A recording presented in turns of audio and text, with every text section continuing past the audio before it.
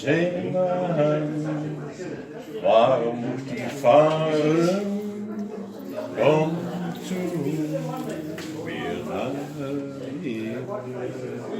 Deine Heimat ist ein Schiff und dein Freunden sind ein Sterne. Und noch einmal ganz zurück, und noch einmal ganz zurück. Deine Heimat ist ein Schiff und dein Freunden sind ein Sterne. Und noch einmal ganz zurück, zurück naar mir. Sailor, stop your rolling. Sailor, leave the sea. It's a folk song. Sailor, when the tide turns, come safe to me. As we sail across the sea, oh my love, in the waves again, on the blue side, till the heart of the I will send my love to guide you. Sail across the sea, sail come home. home to Morning, everybody. It's very difficult for a son to come up here and give a reading on the day of his father's funeral, but I know Dad is looking down on me and he'll give me strength. He'll give me strength. I want to start, ladies and gentlemen, by thanking all who've contacted our family since the news of the passing of Dad. All who contacted us by phone, emails, and social media to offer your condolences. We as a family are more than grateful and are so thankful for the love we have received. It means so much to our family. The love Dad had and Mum has by so many people, not just here in St. Mary's Church this morning, but people all over the world. My father was a very special man. I also want to pay tribute to the medical team, the doctors and the nurses who looked after Dad at Mayo General and in the palliative care. The doctors and nurses who came to the house, and not forgetting, apart from the doctors and nurses, the palliative care team and Mandy and others who were involved with home help. They made Dad's terminal illness a little bit easier for us to cope with. And if anybody would like to make a donation at the end of the service, palliative care do absolutely wonderful work. A little bit about Dad then. Dad was born on Christmas Eve in 1941 to parents Jan, pronounced Jan, and his mother Cora. His mother passed away in her 40s, and his dad lived to the ripe old age of 93. His mother is buried in Holland, his dad is buried in Oakwall, and Dad will be laid to rest with his father today. Dad grew up in a place called Middelburg, in the province of Zeeland, the southwest of Holland, which borders Belgium. And when you say that, it's like saying, grew up in Westport in the province of Connacht. It was Middelburg in Zeeland. And when I was in Holland with Dad on many occasions as a young boy, he used to bring me up to the dikes, because as you know, Holland is only the size of Munster. And you look over and Holland is under sea level. And he'd bring me up to the dikes and say, there's Belgium. And you could be in a row in a boat in half an hour, and you'd be there with him, You know, we've lots of albums in the house, photographs of Dad, black and white from the early days. And looking at the photographs in the house in recent times, Dad, like many other young children and teenagers growing up, he loved playing football. I suppose, like any other teenager, you'd wear your Man United jerseys and you'd wear your Everton and Chelsea jerseys. The two big teams in Holland, and still are Feyenoord and Ajax. And I suppose Dad, in his own mind, like any other teenager, thought that someday maybe I would play for one of those teams. From a very young age then, 18, he had a love for boats and the sea, and at 18 he joined the Dutch Merchant Navy. And he travelled all over the world, and he told us all the places that he's been to, not just in Europe, but Lebanon, all over the world. And he even told us about days off when they were at port, he swam in the Suez Canal. So the man had travelled the world over and over again. In the early 60s, his journey would take him out the quay to Westport. And at that time, the big boats would come in at the quay. It didn't need to be dredged, so the big ships come in, and Dad was on many big ships. And he used to come into the quay, and you know, what was he doing in Westport? He was delivering cargo of timber and coal from Malloy's on Shop Street in Westport, which is now Super Valley. That's where the coal and timber came in, from Holland and from mainland Europe to Westport. Now you all remember the Pavilion Ballroom in Westport like we had the Starlight. And the Pavilion Ballroom is only a stone's throw away if you have a good shot from our house in Hawkins Hill. And it's amazing that he lived there for 47 years, right across the road from where he met Mam. Unbelievable. As I said, at a dance in the Pavilion, he met my mother, Mam. And Mam told me it was love at first sight, Mam. Love at first sight. Departing Westport, you know, going back to the sea again, the ship was at the quay. Departing Westport on the Navy ship, to continue his duties, he always get in contact with Mammy and wrote to her all the time from the ship. And Mammy told me recently that he used to send the money home to her every second week from the ship. The captain used to do that. Something he didn't know. He was aware at the time that there was another ship that used to dock in a place called Preston in England. So he decided, well, I'll transfer to that ship because I can be near Mammy in Westport, come over to Ireland. Dad left, as I said, he joined the Navy at the age of 18. He left the Navy 3 years later and settled in Westport and lived at 12 Paris Terrace, the cottages up the hill there. Mam told me just recently, when I was born, Dad went downtown, bought a pram, one with the big wheels that you could make a trolley out of, and was as proud as a punch, wheeling the pram up the quay hill empty. You know that John was going to be sitting in it at some stage. So that brought a tear to my eye, to think that my father was so proud, wheeling that pram, nobody in it, up the quay hill. It's 12 Paris Terrace for me. Dad's first job, by the way, in Westport, was in Dan McGing's, now Matt Malloy's on Bridge Street. The McGing family were very good to him, and still are. And I want to thank Michael and his family this morning. I met Michael at Hawkins Hill, and it's something that would never went unnoticed in our family. The love you showed to my father, an immigrant, we say, from Holland, arriving in Westport back in the 60s, 1962. That was his first job, right? And then Dad's second job was, a lot of people here, maybe watching online, would remember the tea cosy. The tea cosy up in the Otkin is, in fact, where I used to meet people, and sometimes people would meet their girlfriend years ago. You'd always meet up with the tea cosy. And Dad was working the tea cosy. It's only last week I rang the Clark family, Anne and Aidan Clark, who owned the premises. I said, do you mind me asking? He said, what did Dad do there? He said he was a head chef. I said, oh, all right. You see, Dad had been a chef on board before he became a skipper. And from the Big Tree then, he moved along to another place you might remember called the Mermaid. It's now the Big Tree up on Tupper Hill. There's a chipper upstairs called the Mermaid, and Dad went up there. And the Mermaid is one of Westport's first chippers. And a lot of people used to go there because Dad used to cook the chips in Mazola oil. In Mazola, Trina, you would remember that.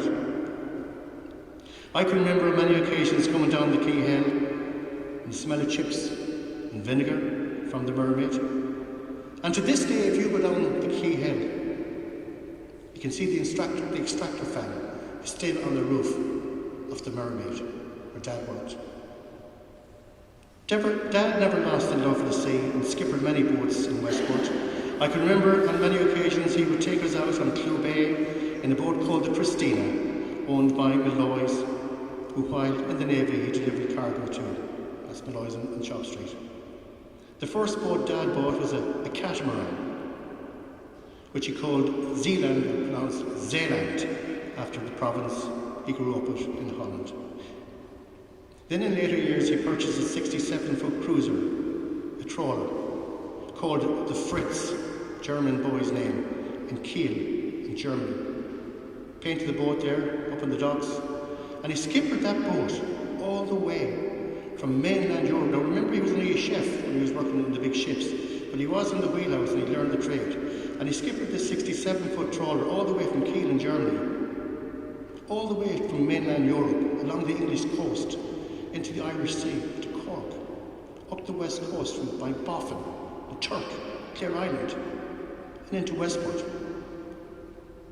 While working as a chef on board the ships, while he was in the Navy, he spent, as I said, a lot of time at the wheelhouse, and that's where he learned his trade. And I remember him telling me that when he arrived in Westport all those years ago on the Fritz, that the customs men didn't come and search the boat for 3 weeks after, which is different than it would be now.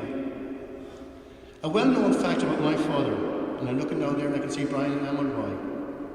A well-known fact about my father is that the two strongest men in this town, and everybody knows this, were Brian Mulroy and my father. And it's ironic, for 47 years they lived next door to each other, 3 and 4 Hawkins Hill. And if I can't hear at this particular stage, I'm looking down at Anne and Brian. I want to thank them very much from my heart and from my family's heart for being such great neighbours to our family. Not going to keep you too long. Dad's party piece was a song called Sailor, a song recorded by Petula Clark back in the 1960s, and on numerous occasions went out, maybe for a few drinks with Mammy and Johnny Geraghty's or Tom Gills in the Castle Court. The band playing would call Jan up, and the only song he knew was Sailor. But he didn't sing it in English. He sang some of it in English. He sang it in German, because my father was fluent in many languages, and he loved it. Here I want to say a special thank you to my brother Raymond, who I'm looking at down there in the first seat, and my nephew Leslie, for the wonderful, wonderful, wonderful care that you gave Dad. In recent times, when he was terminally ill, I can assure you both, Leslie and Ray, it's not unnoticed. Finally, I'm getting there because Dad is giving me help. He's saying, Johnny, you can do it. Dad is saying, go for it, Johnny, you can do it. I can, Dad, I can do it. Finally, in recent days, I've been listening to wonderful songs, and I shared some of these memories with Father Tony at his house recently in Westport. And I was thinking, this day would come that I would have to come up here and say a few words. And as I said in the beginning, it's very difficult for me. I might be working in radio and doing a bit of that, but it's a different thing when your father's passing and you're in the church order. But anyways, I was thinking of songs I could finish up with the lyrics from, because I'm not going to burst your eardrums and try and sing as I can't. And songs that came to mind were Cat Stevens, Father and Son, the obvious one. Even here in Ireland, we had Brendan Shine, from Mullingar. And he had a lovely song called Dad. And I thought myself, that would be a lovely song as well for me to talk about. And then I talk about songs of spiritual means, like Celine Dion would be a big fan of mine, and Andre Bocelli with a fabulous song called The Prayer. Beautiful.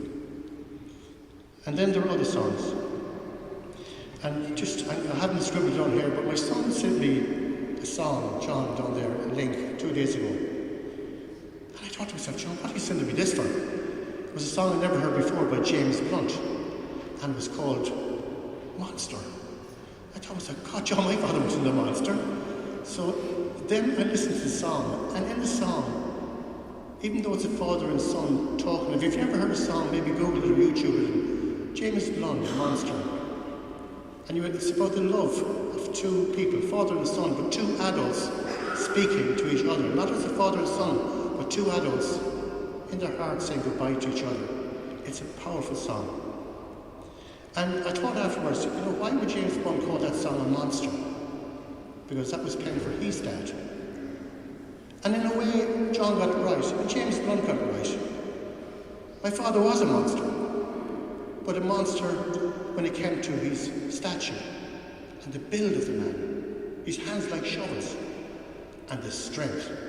The strength my father had was unbelievable, unbelievable. Tough as nails,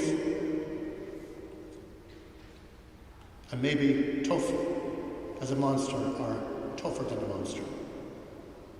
But anyways, Ma'am, I want to finish up with Tony. We're not going to keep you all day. But I'll just say, Ma'am, I knew Ma'am loved this song. And I said to Ma'am, when I go up in the altar today, I'm going to mention the lyrics of this song because I cannot sing. And she said, what is it? And I said, have a few guesses, and she got them all wrong. So I decided to finish up with the lyrics of a good friend of mine who supported me on the Wild Atlantic Way Challenge last year, Finbar Fiore. And he's penned some wonderful songs down through the year and got so many fans over the world. But there's a song called The Old Man, or The Old Man. And these are the words of the song. The tears have all been shed now. We've said our last goodbyes. Your soul has been blessed and will be laid to rest. It's now I feel an old dad. You are more than just a father, a teacher, my best friend. You can still be heard on the tunes we shared when I played them on my own home. As a boy, you would take me walking by mountain, field and stream, and you would show me things not known to kids, a secret between you and me. Like the colours of a pheasant as he rises on the dawn, or how to fish or make a wish beside a fairy tree. Dad, I thought you would live forever. You seem so big and strong. The minutes fly, the years go by for a father and a son. No, I will never ever forget you. You made me what I am. You may be gone, but our memories, Dad, will live on. Dad, until we meet again, love you.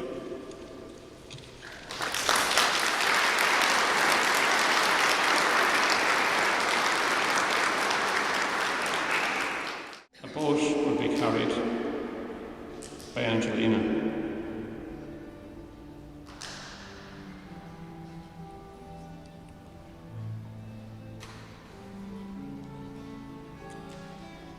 Windmill by Katie.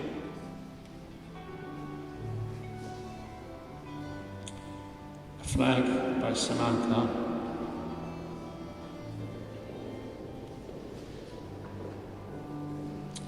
Clog by John. A Memory Book by Melanie.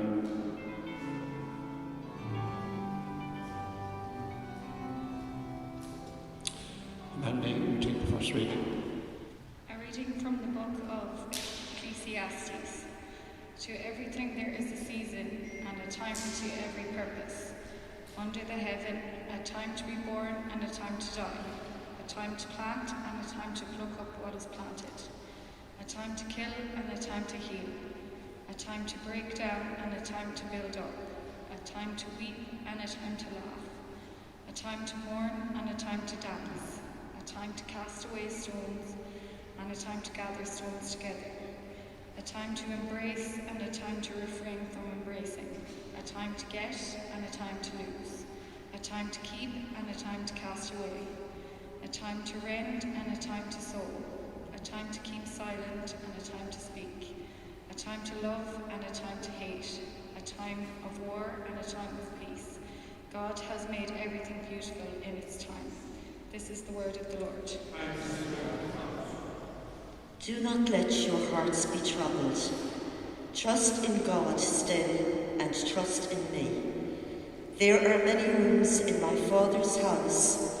If there were not, I should have told you. I am going now to prepare a place for you, and after I have gone and prepared you a place, I shall return to take you with me, so that where I am, you may be too.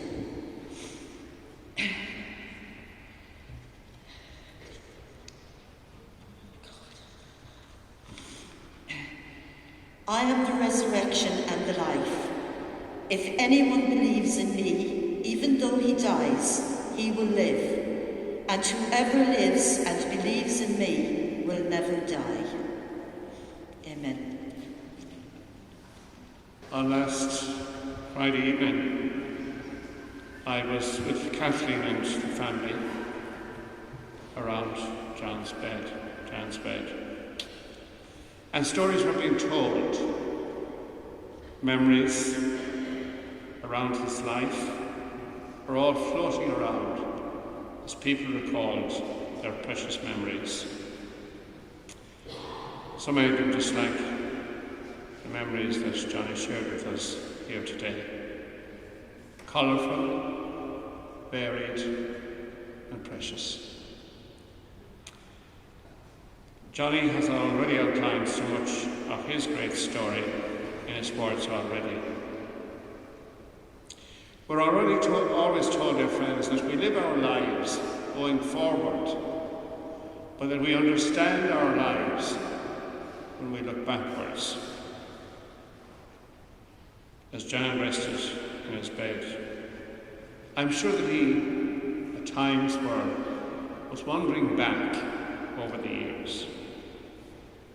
Did he ever think, as that cargo ship came in at the quay, did he ever think that as he came from Holland into Blue Bay with that load of timber and coal, arrived in the early 60s, did he ever think that he would never make the return journey on that boat again? I think, Kathleen, you played a big part in that event. And with the family members, we prayed around his bed, and he was alert, he was attentive. And looking there at the man that we all knew, big and powerful and agile, a talented man that I got to know in the early 70s. He was frail and he was weak. And I certainly felt that the curtain was closing on his life. And there we prayed. I often sat with the sick, the last rites of the church, making the sign of the cross, the holy oils on his forehead, and on the palms of his hands, commending him to God. In a symbolic way, drawing together the story and the events of his life, all that enterprise of his work, all the goodness of his life, his family, which is so precious to you, so devoted. I think in a very real way that the day that he died, we're celebrating him as Father on Father's Day. All the work he did with boats at the quay, out at sea, work he did in buildings, homes around Westport. There in that time of prayer, we're giving thanks to God for all that went through his mind, all that worked through his hands, giving thanks for his life, the prayer of healing, prayer of forgiveness, above all a prayer of gratitude to God for this man. And coming away from the family, I was walking up through Harkins Hill, and one of the memories that came across to me was an evening when I was in Innisturk. It's about 2 years ago now. I was there to celebrate Mass for a lovely community. But one thing that I noticed was there's this big anchor beside the church, laid down on the ground. And it really fascinated me, looking at it and wondering, being reared beside the sea myself, and knowing that the security that an anchor gives, those three big arms were stretching out from the anchor there on the grass, brown, rusty. I was making inquiries then, but nobody could tell me that where it was made, or what boat or what ship had it for a mooring. But it certainly caught my imagination, and in some way I thought of Jan. He would know his life, his love and respect for the sea and boats and all the voyages he made across the oceans, the times he dropped anchors. In a real sense, he was an anchor man, so many ways, and that symbolism of the anchor in his church began to make connections for me with his life and with his story. Because I think that an anchor is a very powerful symbol. When you think of it, people, many of you who had experience of the sea, the kind of security that is offered there in the little bay there in his Turk, offered there to boats being anchored, low tide, high tide, especially times of storm, as well as the calm days. And the consolation that it gave to fishermen and to families there in his Turk. A safe haven in the harbour, a guarantee of their future livelihoods and their families. And that old anchor, in many ways, is an image that is certainly alive in thoughts today, for me anyway, as we celebrate the life and the story of Jan. Anchors, security, strength. He was an anchor man in so many ways, an anchor man within the family, an anchor man for all the people that he worked for, and the variety of all his gifts and his talents on the sea with boats as chef, mechanic, builder. But above all, I think that the spirit of his life was doing his work, devoted to what he was doing. Hard-working man, bright, creative, an inventive mind, and all the gifts that were and skills he had in his whole personality. There were no half measures about Jan. He was full-hearted, whatever he was at, whatever he was doing. What he did it with a full heart. It's a mark of quality, nothing shoddy about it. Respect in doing the best he could for the job at hand. And while we'll all be aware that he was maybe inactive in coming to church on special occasions, but he had a deep sense of God in his life. And his experience at sea certainly left him in no doubt. When we read the Gospels, there's no doubt about that. The power that Jesus had with his disciples. So, dear friends, as we gather on this day, you have many memories to cherish around Jan. I thought a poem by Patrick Kavanagh, one of the great Irish poets, a lovely poem that he wrote in memory of his father. And I think that will invoke memories for you on this day. Every old man I see reminds me of my father. When he had fallen in love with death, one time when shields were gathered, that man I saw in Gardiner Street stumble on the curb was one. He stared at me half-eyed. I might have been his son. And I remember the musician faltering over his fiddle in Bayswater, London. He too set me the riddle. Every old man I see in October-coloured weather seems to say to me, I was once your father. So on this day, dear friends, as we gather and cherish the memories we have, we again offer our sincere consolation to comfort, condolences to Kathleen and to all the family on this day of precious memories. And may those memories support you, comfort you in your grief, and may he enjoy the fullness of life with God in heaven. Jan has finally reached the shore of eternity. Now that all his work on this earth is complete, may he enjoy rest from all his labours. Lord, hear us.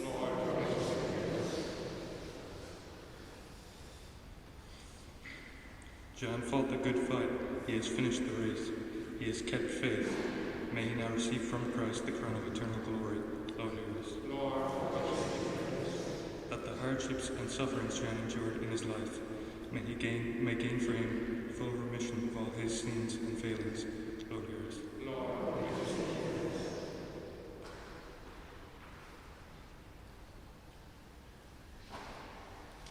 For all those who cared for Jan in his illness, that the Lord may reward them for their kindness and patience. Lord, hear us.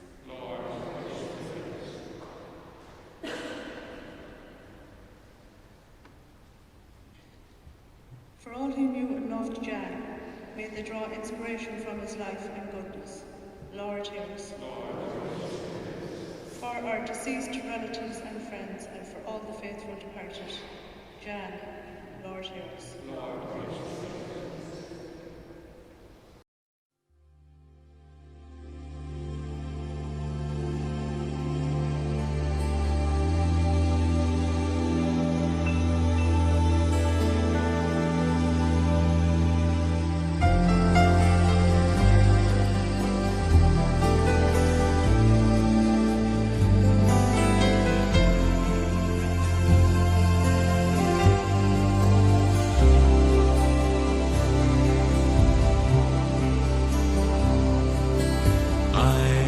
I'm a sailor, you're my first mate.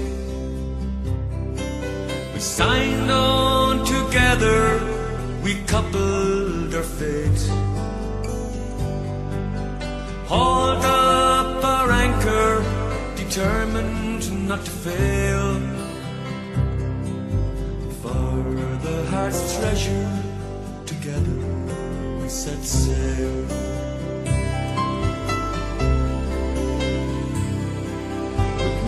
Maps to guide us, we steered our own course. Rode out the storms when the winds were gale force. Sat out the doldrums in patience and hope. Working together, we learned how to cope. Life is an ocean and love is a boat in troubled waters that keeps us afloat. When we started the voyage, there was just me and you. Now gathered round us, we have our own crew.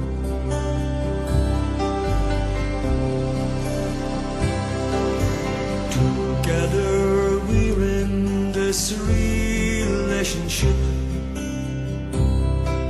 We've built it with care to last the whole trip.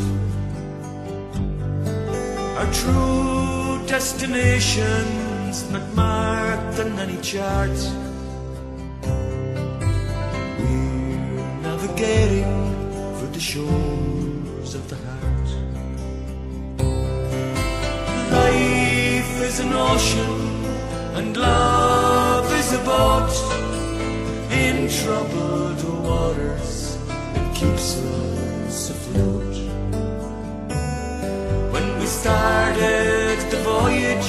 there was just me and you. Now gathered round us, we have our own crew.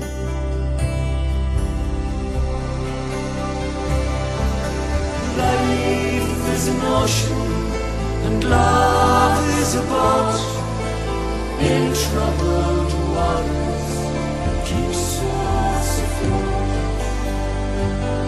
When we started the voyage, there was just me and you. Now gathered round us, we have our own crew.